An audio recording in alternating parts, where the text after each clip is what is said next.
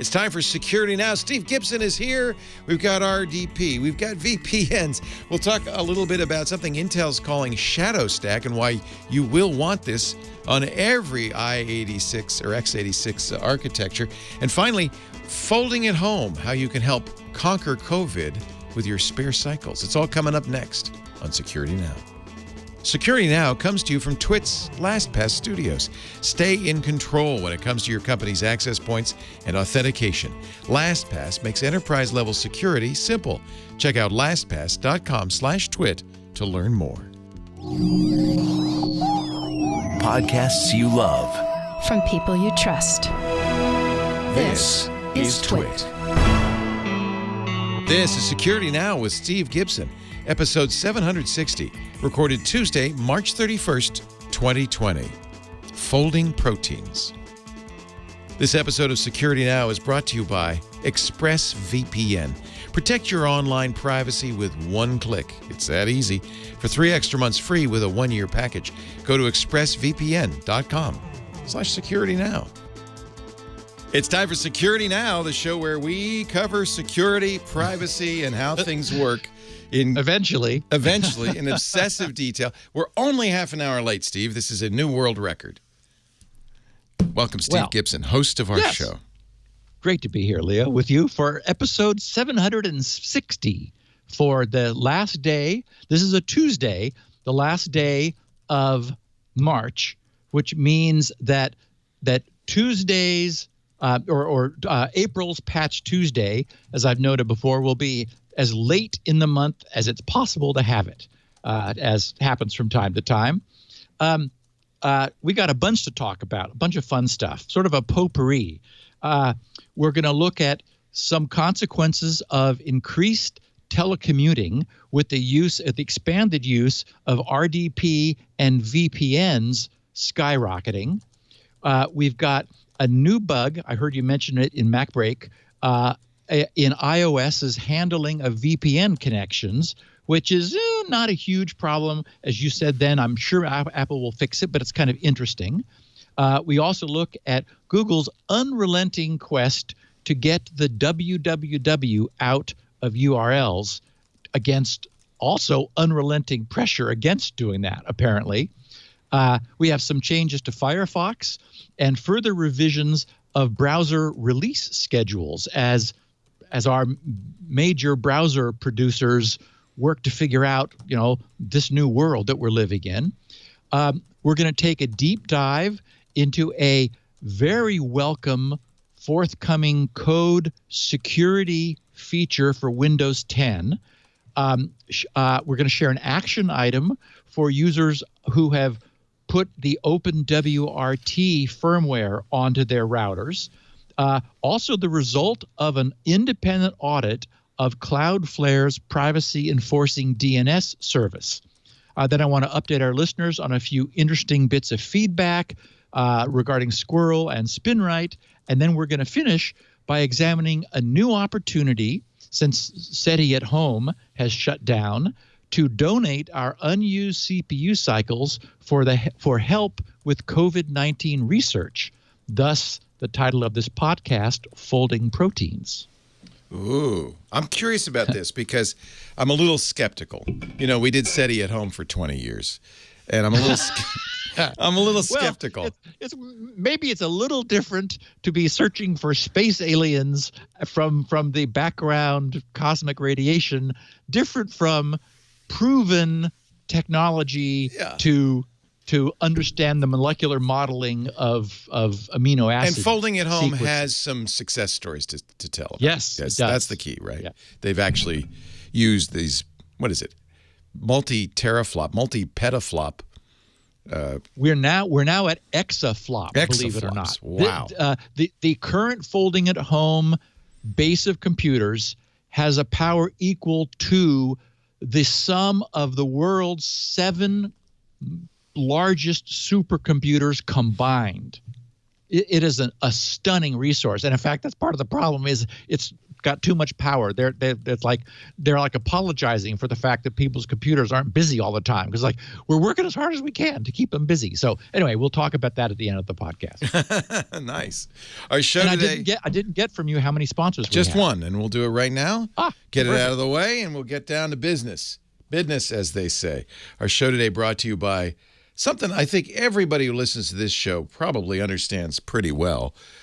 A VPN, right? Virtual Private Network, ExpressVPN. So I'll just recap briefly if you're new to the program. A virtual private network encrypts all your traffic from your computer to the host, the VPN host. Some people, for instance, run their own, like Steve, run their own VPN server. That means their traffic's encrypted from their computer to their server and then out into the public world. For most people, the idea is to choose a VPN provider who runs a server somewhere out there in the world. And there are many, many VPN providers. But I would point out there are a couple of reasons why people use, actually 3 good reasons why people use VPNs. Of these 3 good reasons, the home server doesn't solve all 3. One would be, of course, security. If you're at a coffee shop, if you're anywhere where you don't trust the network you're on, making sure your traffic goes to a VPN server before emerging into the public world, very important. That's number 1. Number 2 is privacy. This one may be not completely served because by a home server, because one of the reasons you want privacy is because you think your ISP might be tracking what you're doing. And if your ISP is doing that and selling it off, well, then you maybe want a server that is not run on the same network as your ISP, whether it's your phone carrier or your home internet service provider. So security, privacy. The third reason, a lot of people want to be able to emerge onto the public internet in a different location. For instance, ExpressVPN has almost 100 different countries you can emerge from. And that's another very good reason why you'd want a VPN. So it's security, privacy, and it's kind of part of privacy, right? Emerging somewhere in the outside world, not where you are. Now, of course, one of the great things about ExpressVPN is you can use it to take your TV watching to the next level. See, when you emerge, let's say you have a Netflix subscription in the United States. You've watched everything, and by now I think we all have, everything that you want to see on Netflix. Well, you could just say, fire up Netflix, start the ExpressVPN client. By the way, they have clients for Android, iOS, Windows, Mac, Linux. You can use it everywhere. Your big screen TV, your set-top box, ExpressVPN's everywhere. Say, I want to be in England. You emerge in London. That's where your presence on the internet is seen. And then you refresh Netflix, and suddenly all the Netflix UK stuff is available. Doctor Who and Star Trek. Maybe you like anime, and you want to see a lot of anime. Say, I think I'll be in Tokyo today. Boom. Now, by the way, I asked Netflix, I thought, is that illegal? And they said, no. We discourage it because, well, a VPN, it's so slow, right? Not ExpressVPN. With ExpressVPN and their trusted server technology and their multiple servers with very fast connections, you're getting great speed. In fact, most of the time, I don't even know I'm on ExpressVPN. I've left it on by accident all day because I forgot. It's that fast. Fast enough by far to watch any HD stream. So no reason not to surf, to Japan and watch Netflix there. It works with Hulu too, BBC's iPlayer, YouTube. You'll get the content from the country you're emerging in. Trusted Server is very cool because it actually doesn't spin up the VPN server until you say, I need it. It is sandboxed, can't write to the hard drive, can't store any information about you, and then when you close the VPN, it disappears. Poof! And nothing about your visit has been preserved, guaranteeing your privacy. ExpressVPN does it right. And I'm just not just making that up. They've done independent third-party audits that verify their privacy policy and verify the trusted server technology. And I personally have verified you can watch Netflix all over the world, or iPlayer or Hulu, all over the world. No buffering, no lag, high-def content. ExpressVPN is just simply the best VPN I've ever used. Easy to use. One click starts it up. One click turns it off. If you go right now to expressvpn.com/security now, you'll get an extra 3 months of ExpressVPN for free. it's important to choose the right VPN provider because, in effect, all that security, that privacy, you're transferring the responsibility onto them. You want to make sure you can trust them. You can trust ExpressVPN. ExpressVPN.com/security now. We thank them so much. You get, by the way, 3 extra. I didn't even mention the offer. You sign up for a year, you'll get an extra 3 months free. That's like a 25% discount. ExpressVPN.com/security now. Support the show, watch what you want, and protect yourself. ExpressVPN.com/security now. Back to you, Steve. So we have our typical geeky picture of the week, which is due to the situation the world is in right now. Takes another look at coronavirus. We've got someone talking to a doctor or somebody who has a mask on and a Red Cross hat. So this first person says, well, coronavirus is just simple DDoS, which, first of all, I thought was kind of clever, that a distributed denial of service, as indeed we're all living through right now. The doctor replies, yes, so close your ports and stay 127.0.0.1. So another fun take on the techie side of this. And speaking of VPNs, that was the first bit of news that I wanted to share today. Not surprisingly, although in the case of RDP, somewhat worryingly, both RDP and VPN use are skyrocketing since the beginning of the year.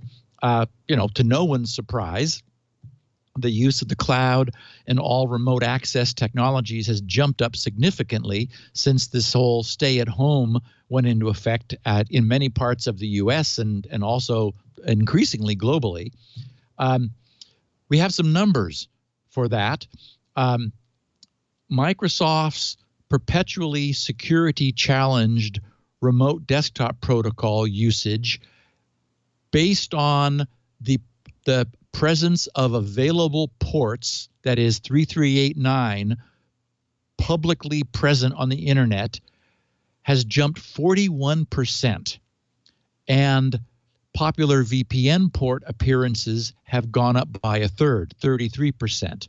And this is according to data compiled by Shodan, the online public scanning service that we're now talking about all the time these days. The number of publicly visible RDP endpoints, which is to say servers answering TCP connections at port, in this case 3389, has gone from roughly 3 million at the start of the year to nearly 4.4 million the day before yesterday, just this most recent Sunday, March 29th. And this only reflects RDP servers listening on the default RDP port 3389. John Matherly, who's Shodan's CEO and founder, noted in an interview with ZDNet that a similar surge has also been seen, I got a kick out of this, on port 3388, which of course is 3389-1, which he says is regularly used by system admins to, quote, hide, unquote, the RDP service from attackers. Okay. Now, of course, all the attackers know that now. So for that not very well hidden port, the number has also jumped, in this case by 36.8%, from roughly 60,000 3388 instances of RDP listening on that port to 80,000, from 60,000 to 80,000 currently. And I know I'm a broken record about this, but seeing a jump in exposed RDP ports is horrifying, since all of our experience informs us that Microsoft has never managed to make RDP safe to expose publicly. It should always be safely tucked behind a strong VPN. Yet another reason to use a VPN. And then the VPN should itself use some form of multi-factor authentication, as all good, strong enterprise VPNs do. You don't want it to just be username and password. unless you've got some very strong protection against someone just doing as it's now called, a credential stuffing attack, where usernames and passwords are guessed until they get in. And speaking of VPNs, Shodan has seen the number of servers running VPN protocols, the traditional enterprise protocols like IKE and PPTP, jump up by a third, from about 7.5 million systems to nearly 10 million now. IKE and PPTP are typically, what enterprises use as gateways into their intranet and their internal corporate networks. And apropos of the sponsor of this podcast, the use of consumer-grade VPNs has also seen a sudden surge in usage. And of course, exactly as Leo was suggesting, in this case, it's most likely for use in bypassing so-called geofencing for online content while people are stuck at home. There's been a 165% rise in users since just before the middle of March in several cases. There's a site called Top 10 VPN that sort of is a third-party VPN service rater, and they wrote of Netflix-compatible VPNs. They said to bypass Netflix's location restrictions and unblock all the hidden, in quotes, TV services and movies, they said you need to know what's the best VPN for Netflix. And they said, unfortunately, not all VPNs work with Netflix, but don't worry, we're here to help. Our team of experts regularly tests 72 VPNs to see if they unblock Netflix libraries in the US, the UK, and many other companies. And they go on to talk about this. And in their monitoring of VPN usage, they've seen a recent 65% overall increase in consumer use of VPNs. So I think in general, because VPNs in general do a better job of security, I would always recommend to our users that they use multi-factor authentication if possible.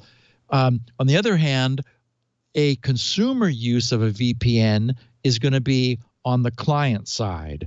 So that's a different concern than this jump in listening RDP servers. There we're talking about a big jump in exposed RDP usage. And, I shudder to think where all of these RDP servers came from. It doesn't feel like, maybe enterprise has responded that quickly. I worry, though, that people have put their home machines or maybe their work machines, now have some sort of an RDP presence on the internet because people want to be able to get to them remotely, and so credential stuffing attacks have been shown to be surprisingly effective. So it would be so much better to hide everything behind a VPN and then need to log into the VPN in order to get access to an RDP server behind it. I have a feeling we'll be doing some coverage of updated RDP attacks here before long. And speaking of VPN handling, we got a interesting feature update to iOS. And Leo, I meant to mention to you, Paul Thurrott's rave about iOS with a mouse, iOS devices with a mouse last week. I caught the tail end of it on Windows Weekly, and I just was amazed by that. And in fact, his raving about it induced me to hook up a Bluetooth mouse to an iPad. And I have to say, he's not wrong. It's an interesting usability solution. So I thought that was just very cool. But anyway, one of the things that happened, actually it was first occurring in version 13.3.1, and it's extended into 13.4, is it has come to the community's attention. Actually, it was Proton VPN who were just sort of doing some packet sniffing work and noticed something weird going on. A Proton VPN researcher was using Wireshark to monitor the packet traffic from an iOS device when he noticed that even after the VPN was brought up and its tunnel was active, non-tunneled traffic from before the VPN was enabled continued to be exchanged with the iOS device. iOS was not closing its existing connections and then reconnecting them once the VPN was in place, as one would have expected it to. So, as a consequence, any connections that were initiated after the VPN was active would be securely routed through the VPN, but any pre-existing connections would not be protected unless the individual services close or reset the connections themselves. From a practical standpoint, we know that nearly everything these days is HTTPS, so it's not like any important data would be in the clear. That would be unlikely. But of course, that's often not the point, since users have an expectation that their IP address would be protected while using a VPN, and in this case, it would not be. On the other hand, their IP wasn't being protected before they turned the VPN on. So, it's not a huge big deal. The Proton VPN folks found a simple sort of brute force workaround, although it's a bit annoying because you have to do it by hand. After you bring the VPN up so that it's online, then briefly switch the device to airplane mode or flight mode, which of course turns off the Wi-Fi completely, then restore the device so that Wi-Fi is enabled. Turn off airplane or flight mode. Wi-Fi will come up. All of the connections will reestablish themselves and be tunneled through the VPN. Apple's suggestion about this is to configure always on VPN via their mobile device management, MDM. But it takes some work with putting the device into supervised mode, then using the Apple configurator. I've talked about this before, and I think I must have taken our users step by step through it, because one of my iPads is that way. It's got persistent VPN. And I forgot. I mean, it's been years now. I took a little screenshot actually because I thought, look at that. There it is. That's what I thought. It's got the over in the under the general settings menu, airplane mode, then Wi-Fi, then Bluetooth, then cellular. Then it's got an additional line that my other devices don't have, VPN. And it's on, and I can't turn it off. It just insists on being on. I'm not even sure now what server it's VPNing to, but that's the configuration on one of my iPads. So it's definitely possible to do that. On the other hand, Apple's going to fix this. I'm sure it's already been fixed in-house. They're probably moments away from pushing out a fix to this, because it's gotten a lot of attention in the industry, and Apple is, doesn't force themselves to stick to any schedule. So I imagine within a few days this will be fixed. But for what it's worth, in the meantime, just bringing up the VPN, switching off Wi-Fi, switching it back on, pushes everything back through the VPN tunnel, and you'll be good. Wow, talk about a sort of a ridiculous and fraught issue. Google has continued to battle the industry and its own users over this display of both www and HTTPS in their Chrome browser URLs. It insists on characterizing www and also M dot, remember M as in the mobile version of a domain, as trivial, and they just don't want it to. They don't want to show it to people. It was 2 years ago, back in 2018 that Google first announced its intention to have then Chrome 69 elide, as they term it, the www from Chrome's displayed URL. The uproar of opposition caused them to rethink that decision and end up backing away from it. But someone somewhere inside Google is very stubborn about this, and they have not let it go. Last summer, with the release of Chrome 76, we talked about it at the time, the www was finally disappeared from Chrome's URL display. And many vocal people have been unhappy about it ever since. At the time, Google wrote, they said, quote, "The Chrome team values the simplicity, usability, and security of UI surfaces to make URLs easier to read and understand and to remove distractions from the registrable domain. We will hide URL components that are irrelevant to most Chrome users," unquote.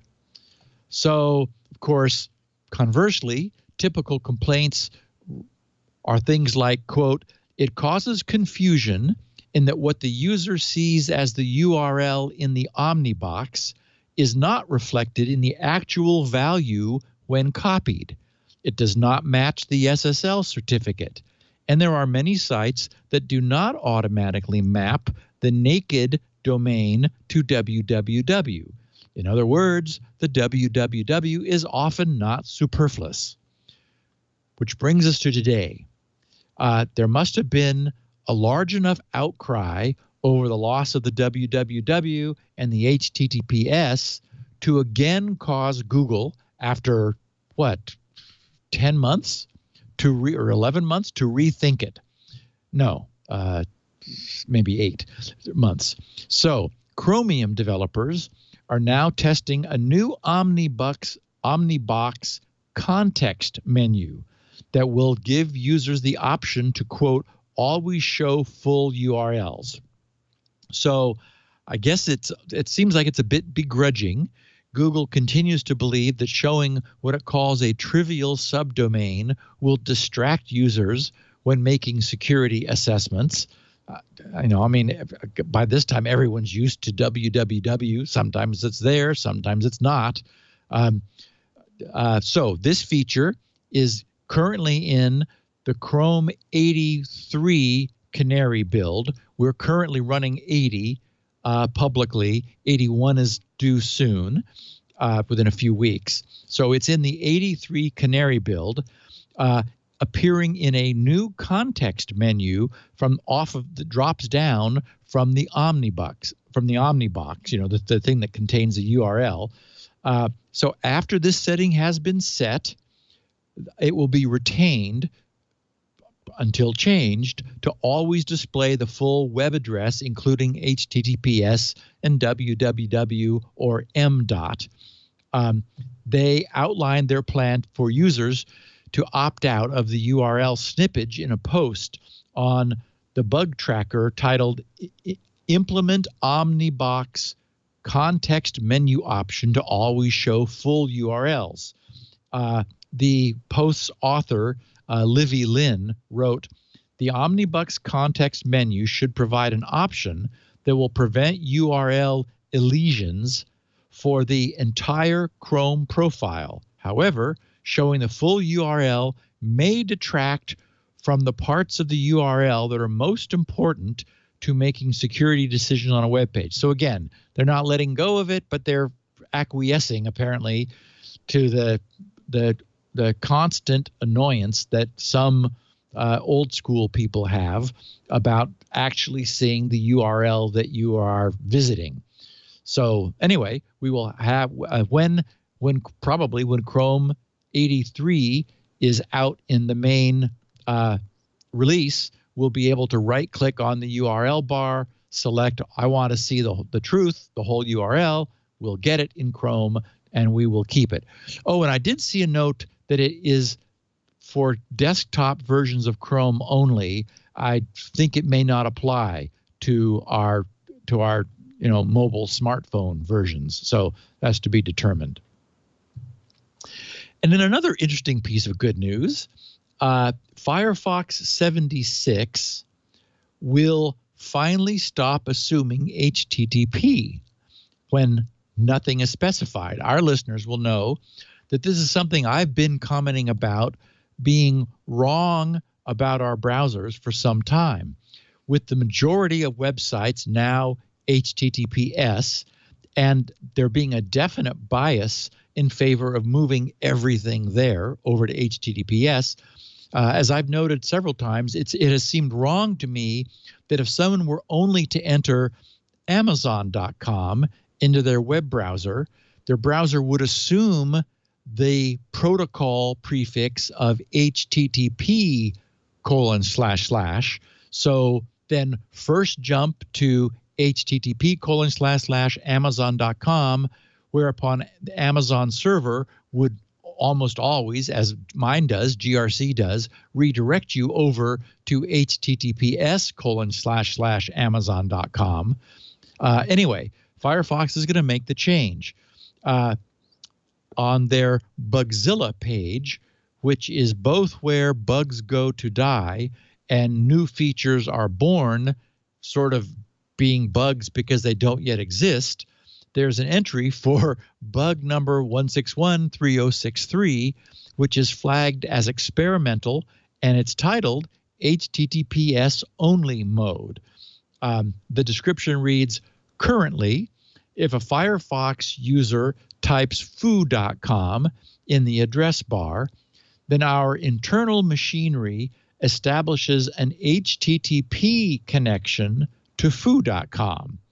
Within this project, we will expose a preference which allows end users to opt into an HTTPS only mode, which tries to establish an HTTPS connection rather than an HTTP connection to foo.com. Further, they said, we will upgrade all sub-resources on the page to load using HTTPS instead of HTTP. So then finally they concluded under implementation considerations, they said for top-level loads which encounter a timeout, we could provide some kind of error page with a button which would allow the end user to load the requested page using HTTP, meaning that, if their default promotion from HTTPS to HTTP fails, then they would result in a page saying, okay, fine, try using HTTP. So the user would press that. Then they said for sub-resource loads, we would fail silently and just log some info to the console. So this setting will initially be off, but I'm sure that Mozilla's but then, power users could flip it on if they wish to in the UI. And I'm sure that their instrumentation will monitor the experiences of those who choose to turn it on. And then at some point in the future, assuming that all goes well, they would flip it to on and then provide a useful UI fallback. So anyway, nice to see that we're moving forward. At this point, I think that really makes sense. If you just put in the root domain name, why assume HTTP? Actually, it would be nice if the browser did both and waited to see who responded, but they're not doing that. I mentioned last week that Google had put future Chrome releases on hold, that they were stopping work, they said, on any feature releases for the next Chrome. We're currently on 80, so that would have been for 81. They were only going to be doing bug fixes. But I guess they got comfortable pretty quickly with the way things were working with their engineers telecommuting. So that's no longer the case. In a Chrome blog last Thursday, Google updated saying that it plans to resume work on Chrome releases. They said that Chrome 81, which was originally scheduled for release on March 17th, has now been rescheduled for release on April 7th. So I guess next week, around middle of the week. And at that time, web developers and sysadmins would have had time, or their web developers and sysadministrators would have had time to adapt to their new working conditions. So they're also saying that this does, just because it kind of squeezes it, it will result in dropping release 82. They're just going to skip the number altogether with its new features, which will be merged into release 83 and subsequent future releases. And 83 is now expected to be released sometime around mid-May. So I think they basically just postponed 81 a couple weeks. Because they've got an existing release pipeline set up, they're going to just skip over 82. There won't be one, and they'll jump over to 83 rather than forcing a renumbering of everything else downstream. Last week, we also noted that Edge was pausing their own releases to stay in sync with Chrome, and then last week, citing the impact on its customer base from COVID-19, Microsoft announced that starting in May, optional Windows 10 cumulative updates would also be paused. So also a pause on the Windows 10 side. And as we know, Mozilla did not pause Firefox updates, but it did roll back the termination of TLS 1.0 and 1.1 so that access to government-based websites that weren't yet running 1.1 and 1.2 would be unimpeded. So that's cool. Okay, so a bit of a deep dive on a forthcoming feature for Microsoft Windows 10. This is to support something known as shadow stacks.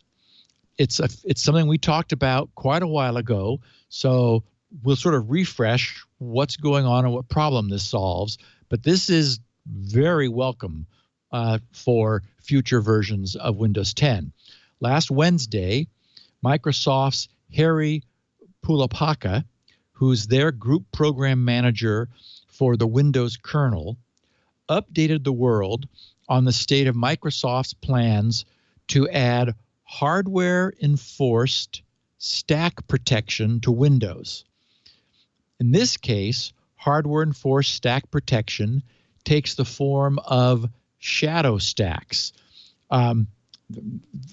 Through the last several decades, as we know, we've talked about the problem with the stack, buffer overruns, this concept of stack canaries, adding a little unpredictable bit of data that an attacker wouldn't be able to have to the stack in order to verify that there hasn't been an overwrite of a return address before the processor takes the return. You know, there have been all kinds of ways to try to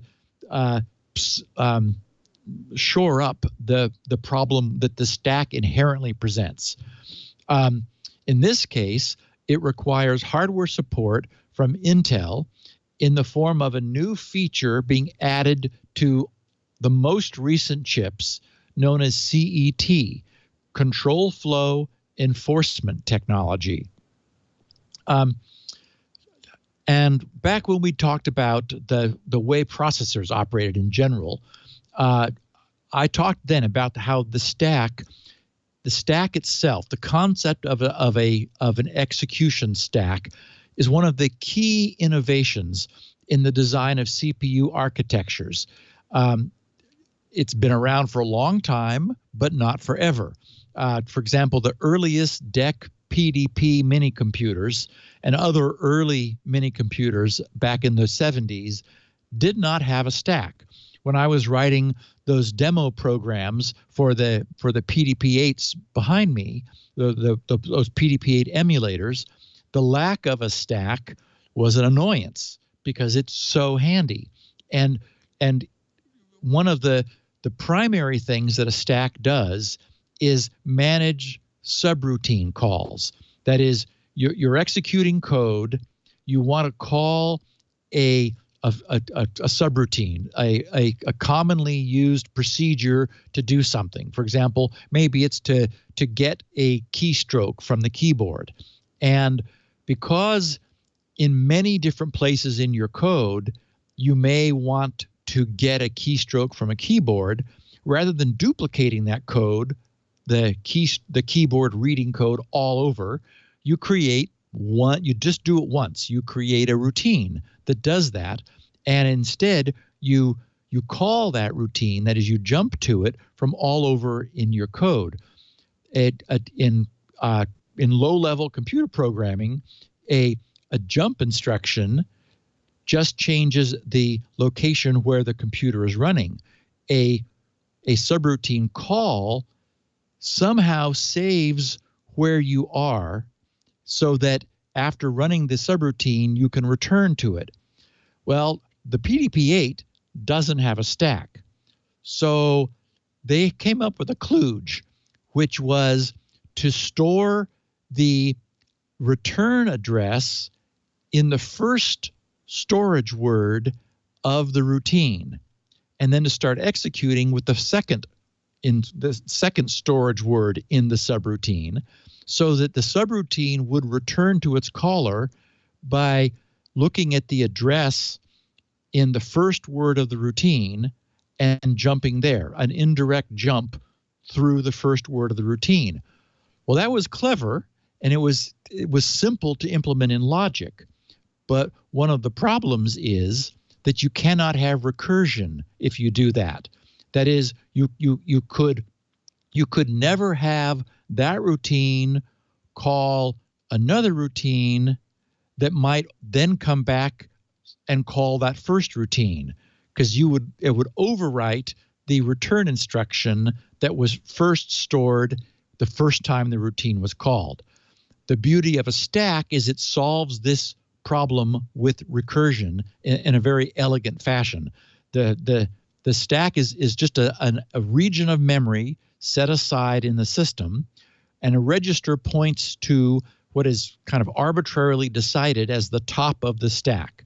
Normally, stacks grow downward. That is, as you push data on the stack, the pointer is decremented to earlier or lower addresses in memory to successively store that data. Later mini computers like the PDP-10, which was a 36-bit machine, and the famous PDP-11, where Unix was first written. Thank goodness it was a stack-based machine, because otherwise Unix would have been a lot harder to pull off. I don't think they would have bothered, actually. I mean, a stack is so incredibly useful. So the main characteristic of a stack is that it's visible to the programmer. As I said, the processor has a pointer to the top of the stack called the stack pointer, and there are instructions for pushing various amounts of data onto the stack for temporary storage and popping it off of the stack when it's no longer needed in order to retrieve it, or in some cases just to throw it away. When parameters are passed to a procedure in a procedural programming language, the parameters are typically passed by having the caller of that procedure push those parameters onto the stack in a predefined order.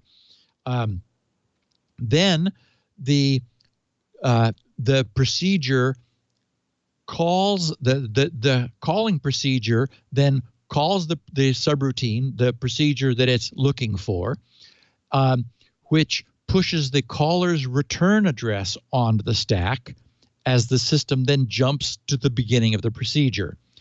And if that procedure needs to allocate some space for local variables, that space will be allocated by moving the stack pointer downward to sort of create a buffer region of available space, again, on the stack. So the point is that the stack serves as a sort of multifunction scratch pad, which does a very efficient job of giving transient data a place to live.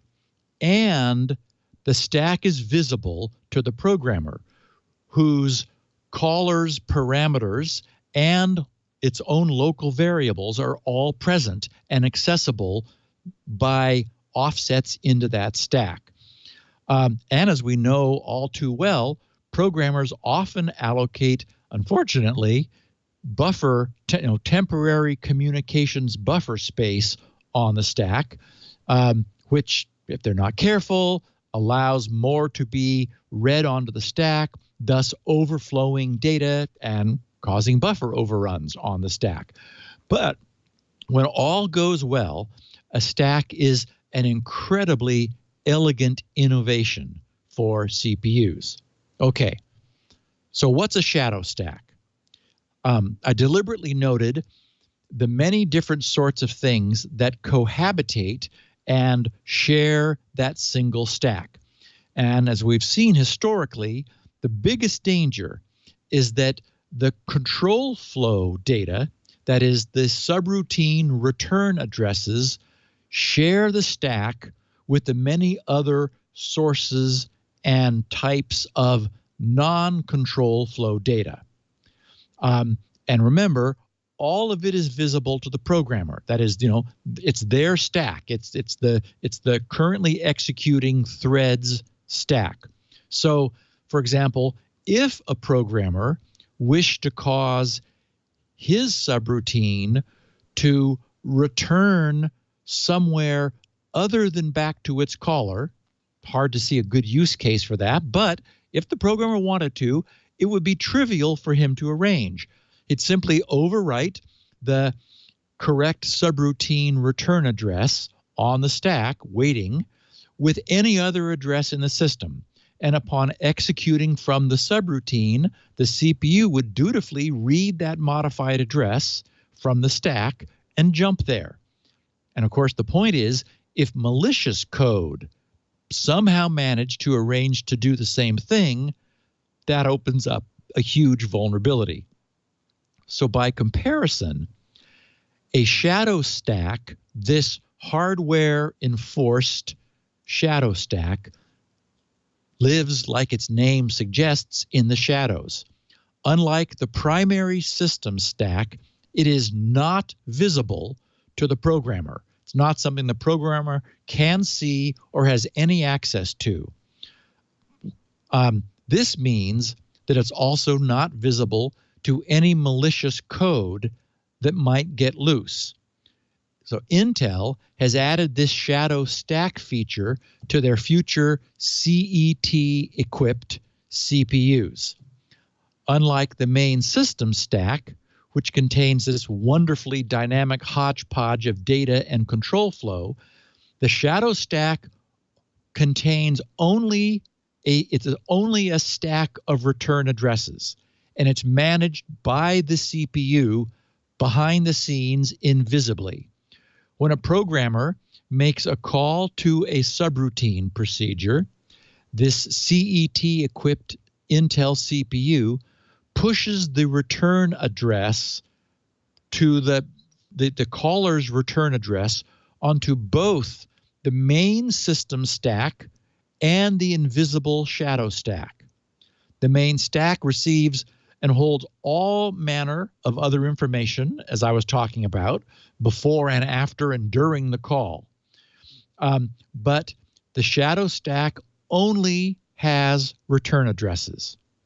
When the called procedure eventually executes a return instruction, this CET-equipped Intel CPU pops the return address both from the main stack and also separately behind the scenes from the shadow stack, and it compares them.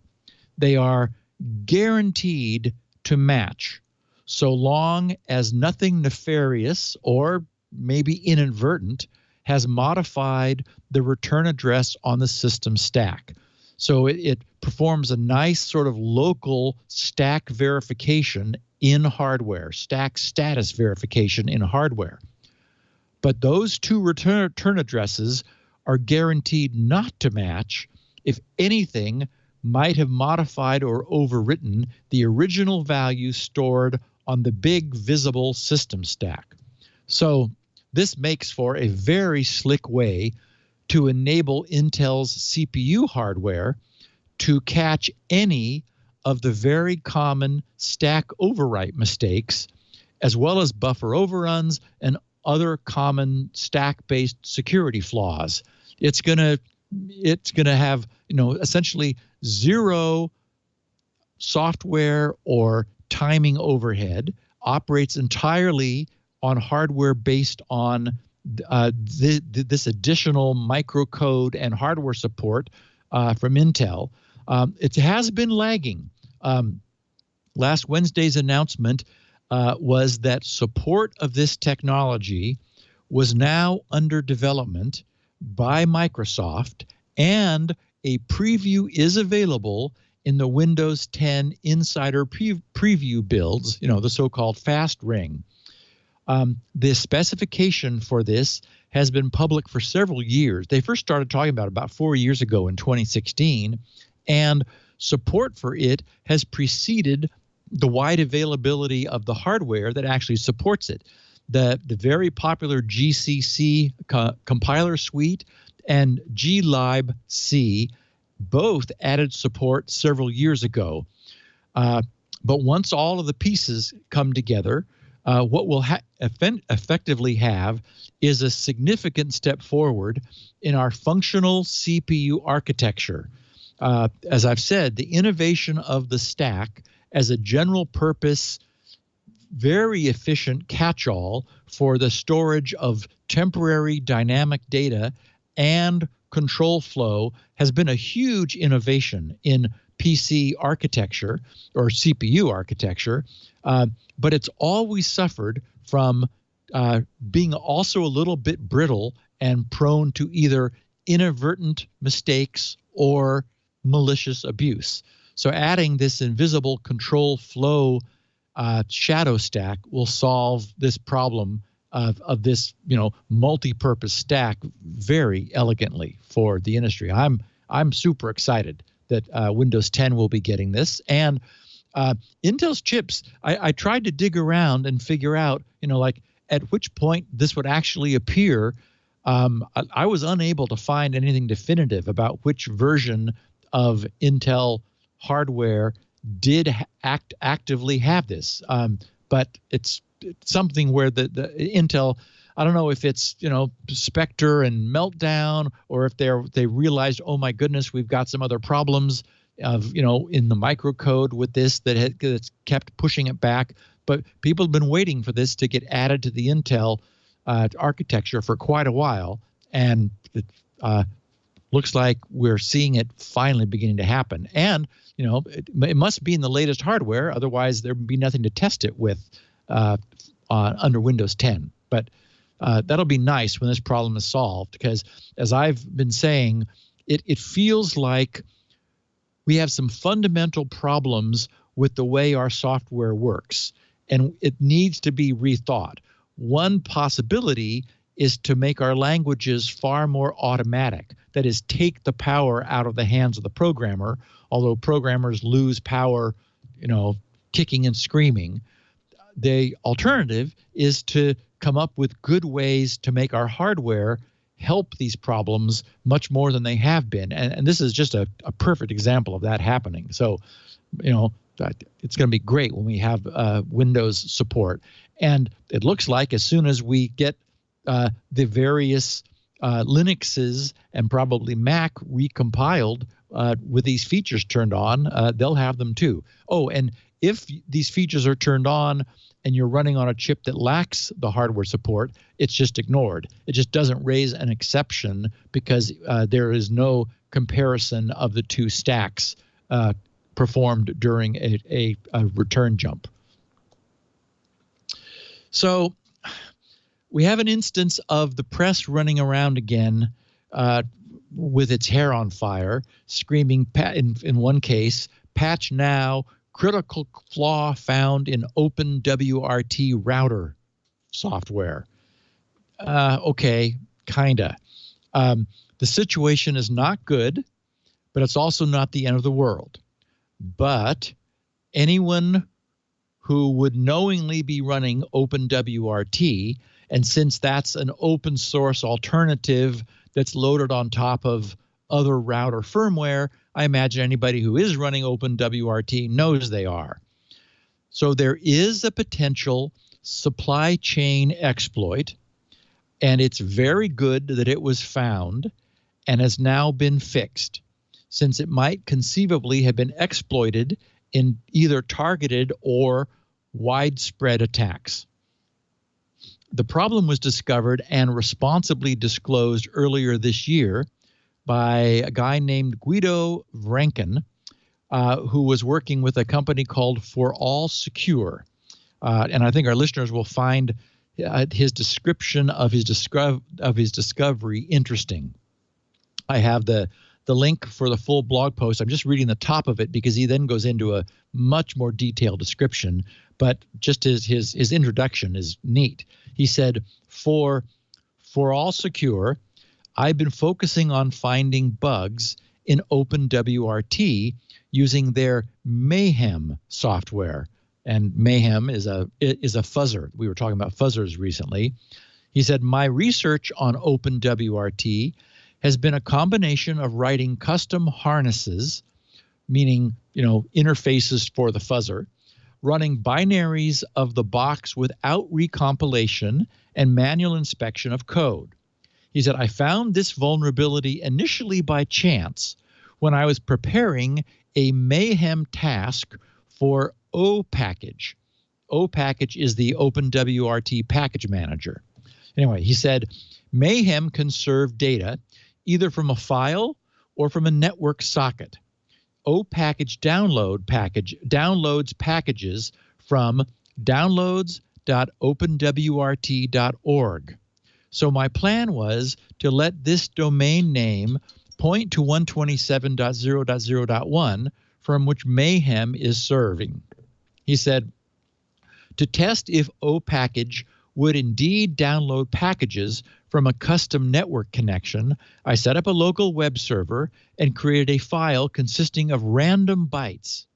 When I ran O-Package to install a package, it retrieved the file as I had intended, but then threw a segmentation fault. It blew up based on this noise that it had downloaded. So, of course, we know, whoops, that's a red flag.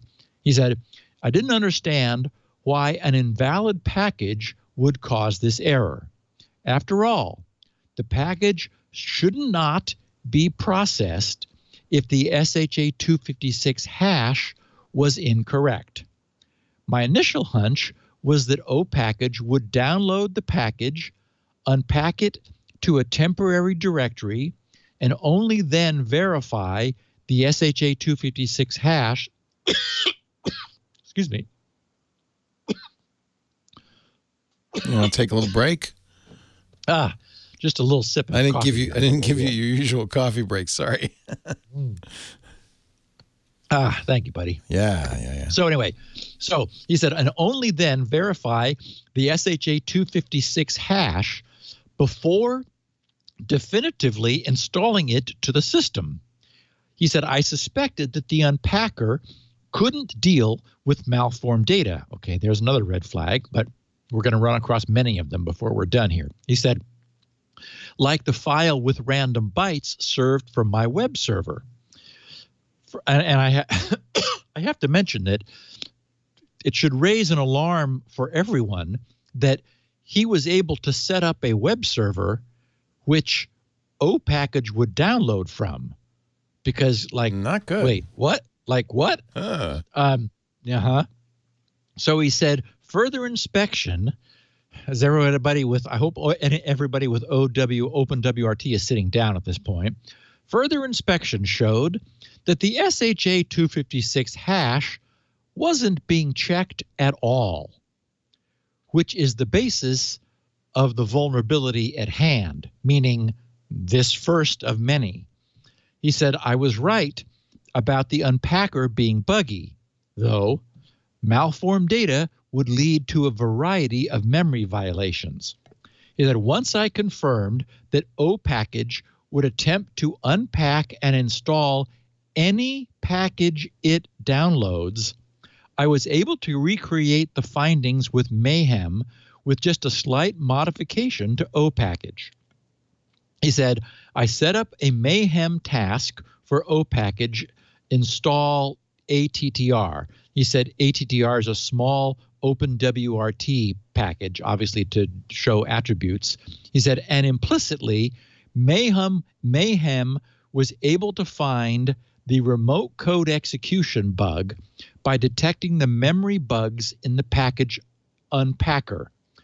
If OpenWRT's SHA-256 verification had worked as intended, O package would simply discard the package and not process it, and no segmentation faults would transpire. He says Mayhem is capable of fuzzing binaries without recompilation or instrumentation, coming from a workflow that involves writing many custom harnesses for software libraries. He says, which Mayhem also supports. This has been a delightful experience, and it has allowed me to set up targets for dozens of OpenWrt applications in just weeks, and more vulnerability disclosures are forthcoming. Okay, so in other words, first of all, there are a bunch of problems with the OpenWrt code base that should put everyone on, well, notice and frankly on edge. But first and foremost is that its package manager has not been bothering to check the hash of anything it downloads. And I should mention since 2017. And believe it or not, this problem is significantly compounded by the fact that these updates are over HTTP. Yes, I'll say it again, HTTP and not HTTPS. That's the only way this guy was able to set up a local web server on 127.0.0.1 and probably used the hosts file to redirect the whatever that was downloads.openwrt.org to his local IP. If you are downloading stuff over HTTP, as we know, that means there's no certificate to verify that the package is being obtained from the correct server, which makes DNS spoofing or any other type of man-in-the-middle style traffic interception easy to pull off.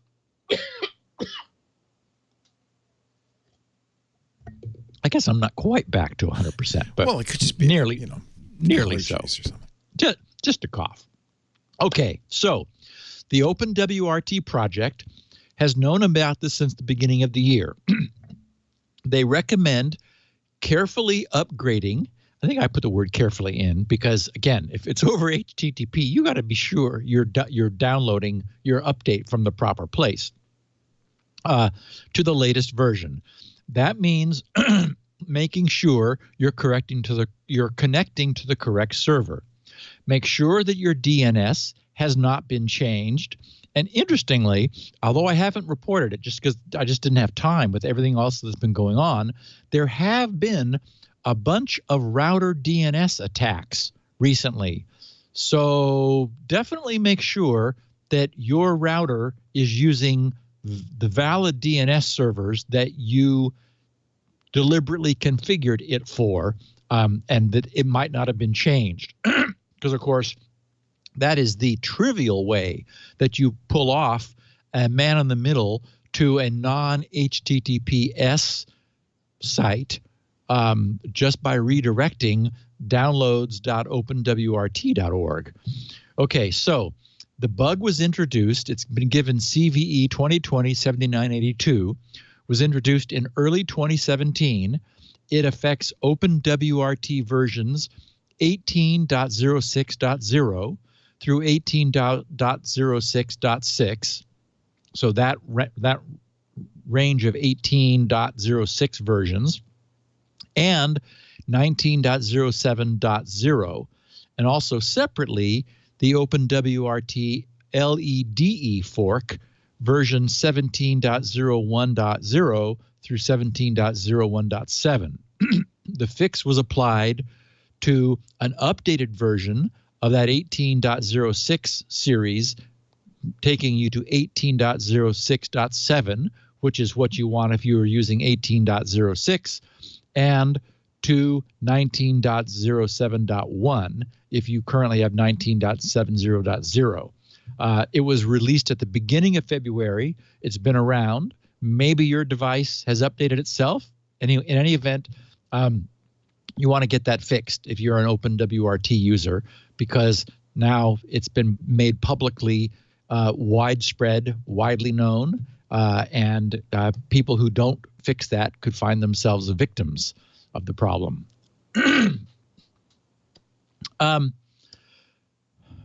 Cloudflare and 1.1.1.1 had themselves audited by KPMG.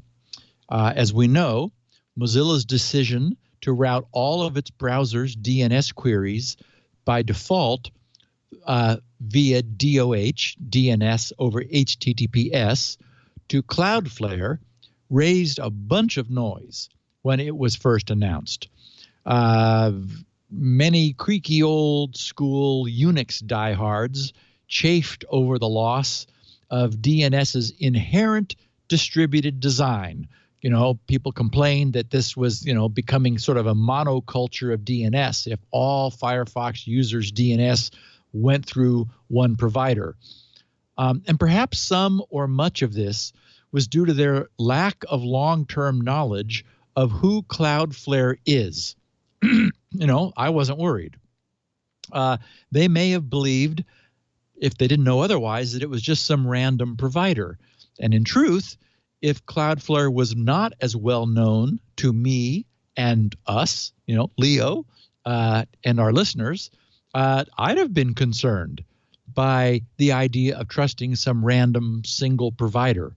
But for us, Cloudflare is not some random provider. We do know Cloudflare and many of the people behind the name. So it always seemed like an excellent choice and a good idea. And we have said, as our own ISPs decide that they want to bring up DNS over HTTPS, they're welcome to do that with their own local DNS servers, and then people could choose not to focus on 1.1.1.1. But Cloudflare has made some very strong both claims and commitments and promises about the way they're going to manage and their eyes off and hands off policy for all of the DNS traffic, which then will be transiting their network.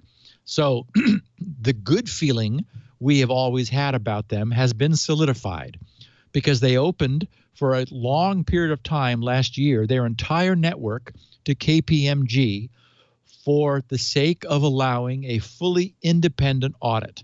The auditor's report has a ton of detail, bullet points about specifically the things they did and saw and found and were fine about. And I've got a link in the show notes to the entire KPMG report. But it concludes, quote, "In our opinion, management's assertion that the 1.1.1.1 public DNS resolver was effectively configured to support the achievement of Cloudflare's public resolver commitments for the period from February 1st, 2019 through October 31st, 2019, based on the criteria above, is fairly stated in all material respects." In other words, they got a green light from an independent KPMG auditing group who they let see exactly what they were doing. So if anyone was harboring any concerns, I'm not surprised by this outcome. I'm delighted by it, and props to Cloudflare for saying, okay, we're going to handle this, and we'll let somebody come in and take a look at what we're doing.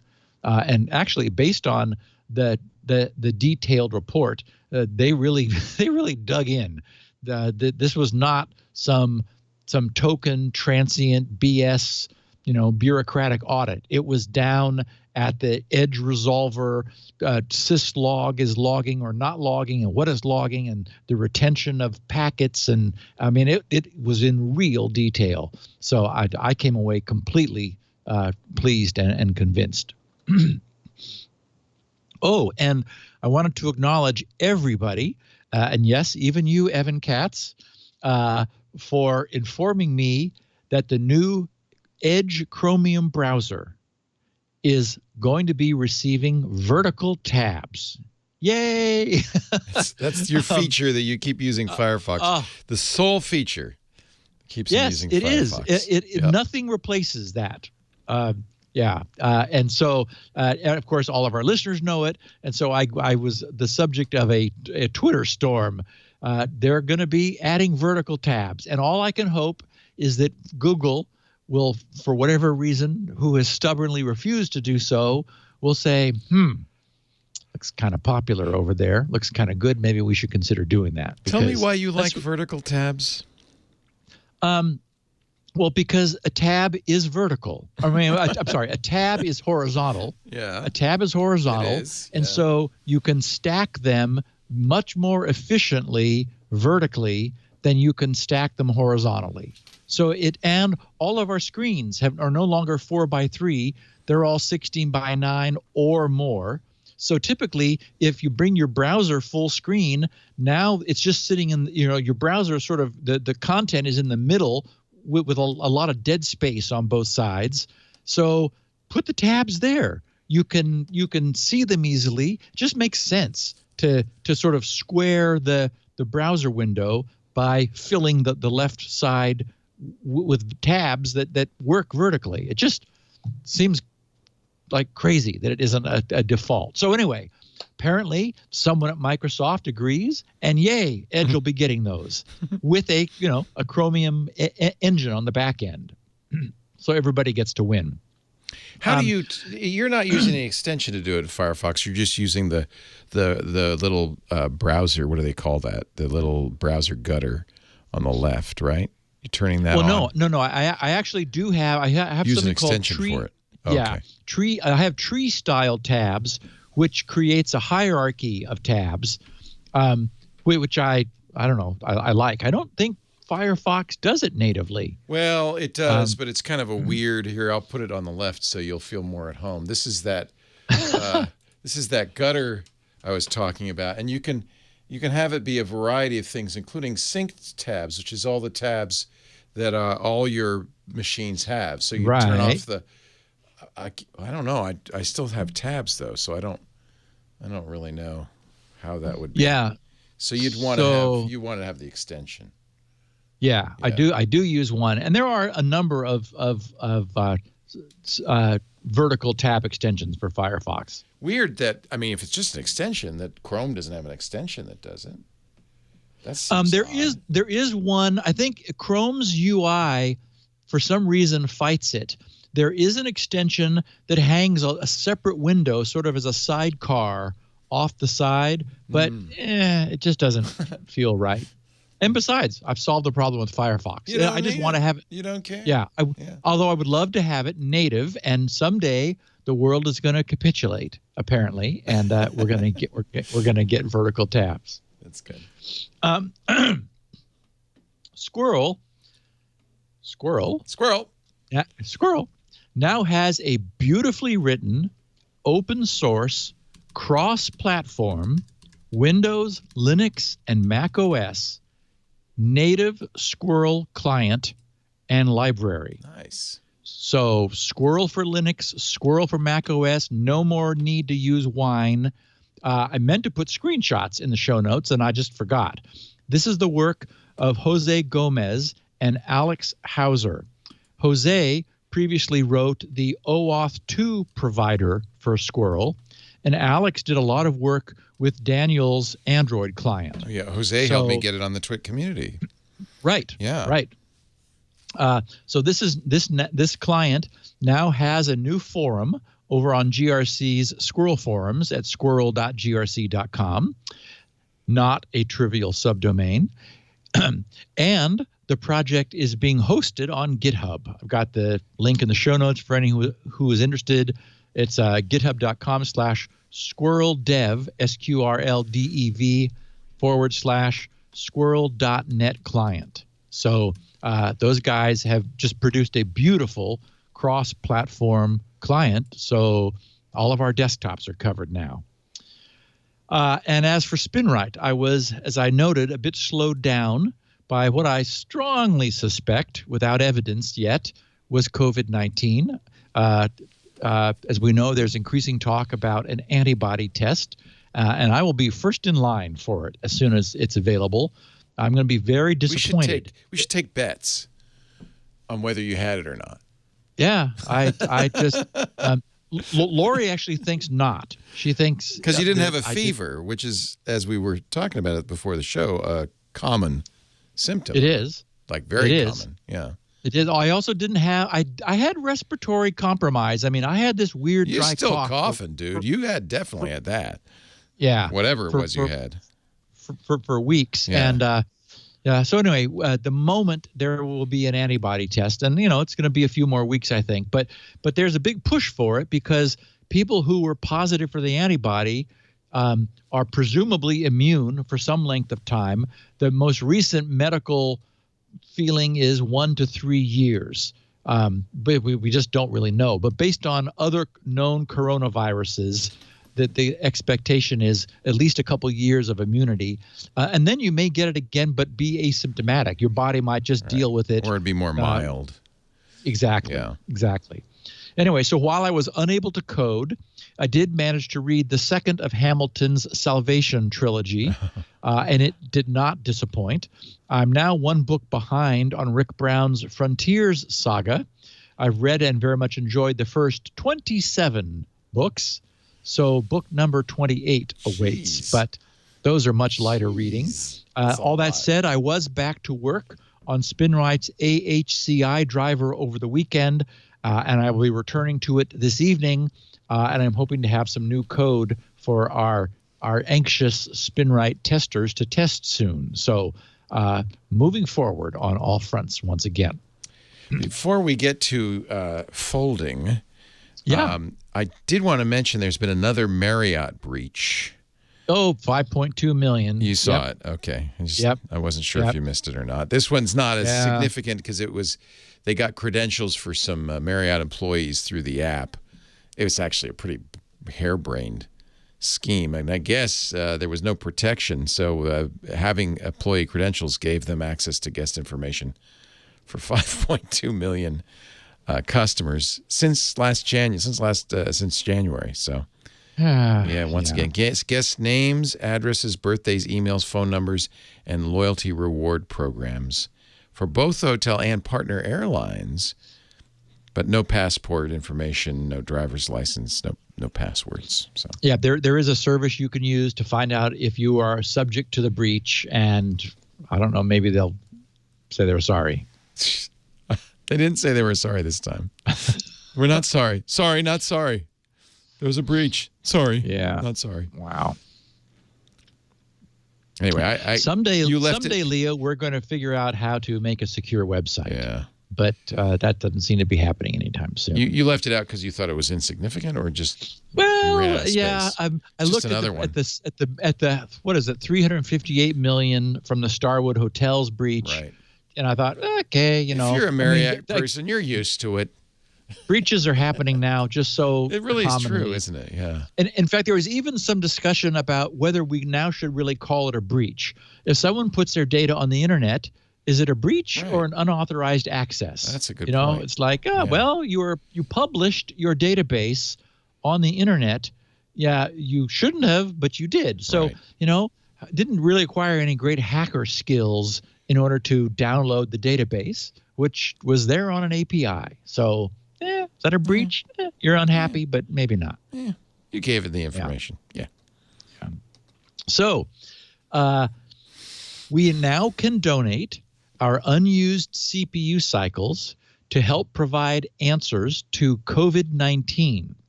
It's a happy coincidence that just as the SETI project decided that it just had no longer any need for the raw signal processing number crunching that all of its users were doing, that a crucial new need for distributed computing at massive scale would arise, because our unused CPU cycles can now help to increase our understanding of the structure and function of the COVID-19 virus.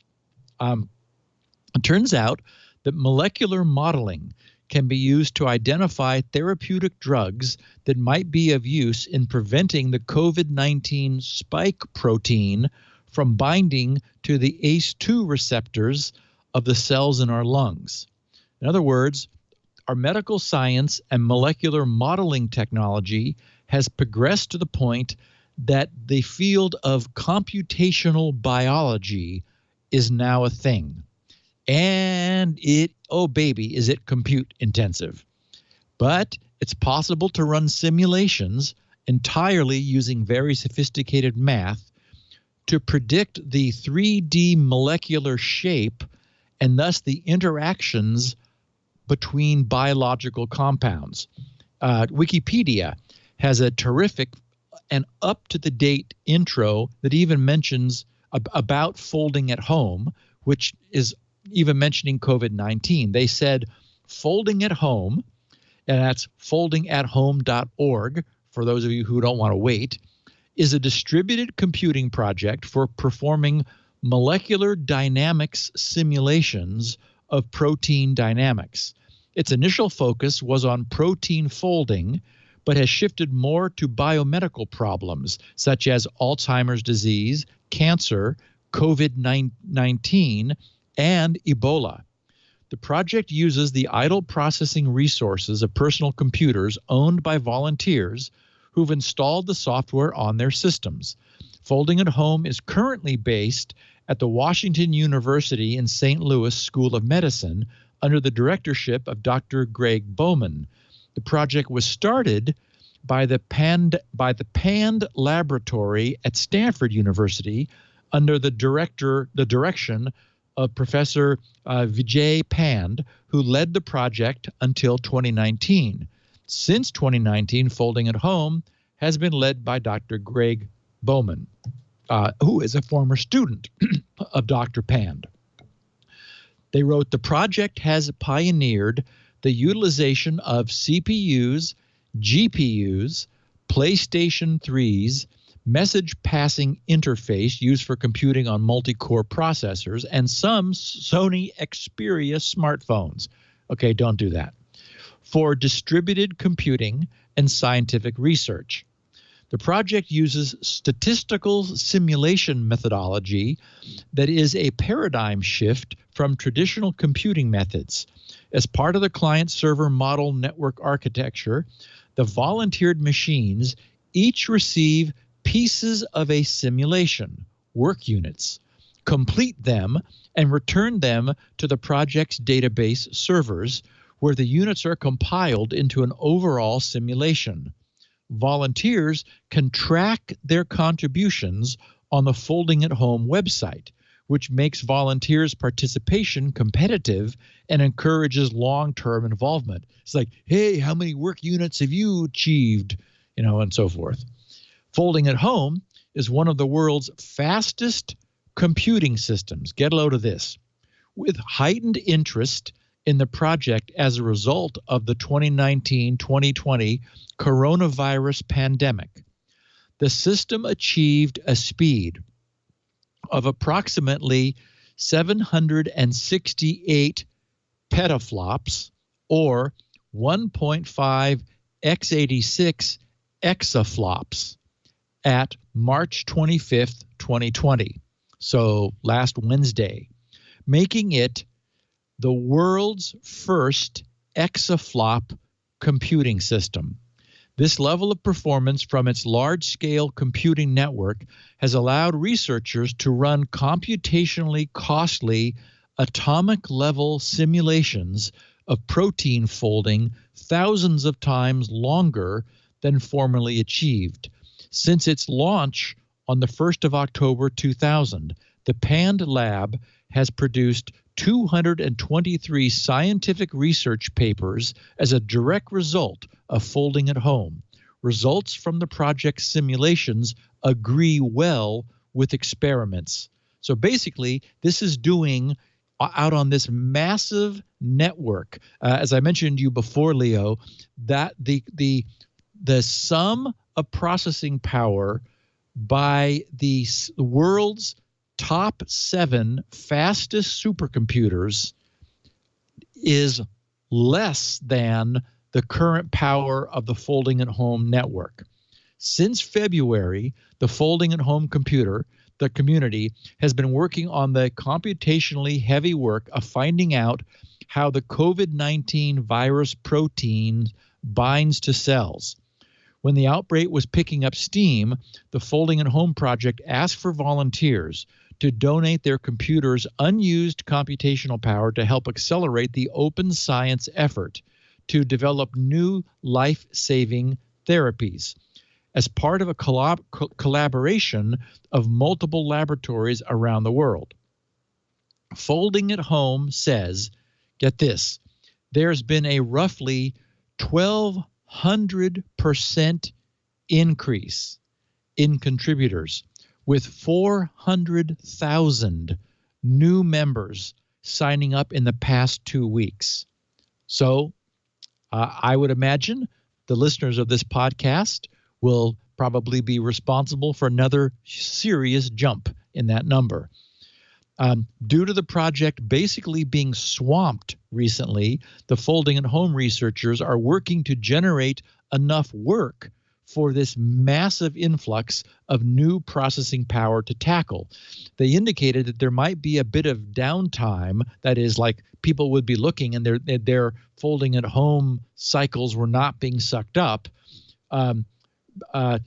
while new simulations are being set up. They wrote, they said, usually your computer will never be idle, but we've had such an enthusiastic response to our COVID-19 work that you will see some intermittent downtime, meaning lack of use of the resources that you are making available, as we sprint to set up more simulations.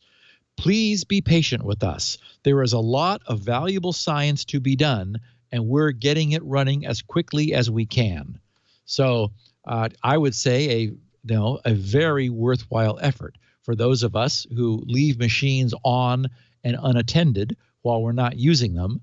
Let it download little work packets of computational biology to perform, and then get that work done and send the results back to them. We'll all be doing our share. Basically, a mathematical biological laboratory, which is just and they so have cool. Some evidence that this is a worthy thing to do. I mean, I know in theory it is. It uses a lot of electricity, so we would want to make sure that it is, in fact, going to do some good instead of just kind of make you feel good. Given that or Bitcoin pooling, well, that's I would say, yeah. But what's? I'm just curious. I mean, again, it makes everybody feel good, but is it really doing anything? I'm not enough an expert to comment either way. Maybe we'll do some more digging or have some people who it's know a more. not insignificant. If they're driving that many exabytes, insignificant use of power. I mean, somebody once observed that the Bitcoin mining is using more power than the entire solar power installations of the globe could provide, which means it's not a good thing. As long as it's doing something of value. But if it's just making people feel, I'm solving the problem, I'd like to know. I'd like to see their success stories, I guess. Yeah, that would be good. I cannot speak to it authoritatively one way or the other. I think on the website I looked once. They have some success stories, but I'm not probably qualified to judge it. So, forgive my skepticism. But I'd like to know more. Skepticism's a good thing, my friend. Yeah. I'm always skeptical of things that make everybody feel good, but don't have any apparent real value. But who knows? And you're certainly welcome to do it. I did it for a while, and it used so much power and got my machine so hot, I thought, maybe I won't be doing this. The fans were on all the time. It was crazy. But Washington University at St. Louis School of Medicine is a nice organization, so I'm sure it's fine. Steve, we're done. Go rest your throat. You poor fellow. Do that. Yeah. I know you're feeling better, but drink some honey. Honey and whiskey. Yep. Actually, that's what Lori's been making me is Earl Grey with caffeine and some honey in order to soothe my throat. Yeah, perfect. Thank you, Steve. Steve Gibson does this show every Tuesday, and you're welcome to watch us do it live. That's about 1:30, right after MacBreak Weekly, so it's maybe 2 o'clock Pacific time. That would be 5 p.m. Eastern time. That'd be 2100 UTC if you want to tune in. TWiT.tv/live has video and audio streams. Of course, most people want to listen on demand because you want to have a whole set. You want to collect all 700 and whatever episodes. So if you're a collector, if you'd like to have the complete set of 760 episodes, go to Steve's site, grc.com. You'll find little teeny weeny 16 kilobit versions of the show. You'll find the full 64 kilobit audio of the show. You'll also find something he has uniquely, which is the transcripts of the show. He pays to get those done every week. And that's really great if you like to follow along while you're listening. That's all at grc.com. While you're there, pick up SpinRite, the world's best hard drive recovery and maintenance utility. And there's lots of other free stuff there. Browse around because it's a treasure trove for people who like to learn things. You can also get copies of the show at our website, twit.tv/SN. We have audio and we also have video, oddly enough. You can get it there. And the best thing to do probably would be subscribe in your favorite podcast application. Then you don't even have to think about it. It'll just be there of a Tuesday evening or a Wednesday morning, just in time for your commute from your bedroom to your living room. We hope you enjoy the show, and we'll see you next time. Bye, Steve. Bye, buddy. Security now.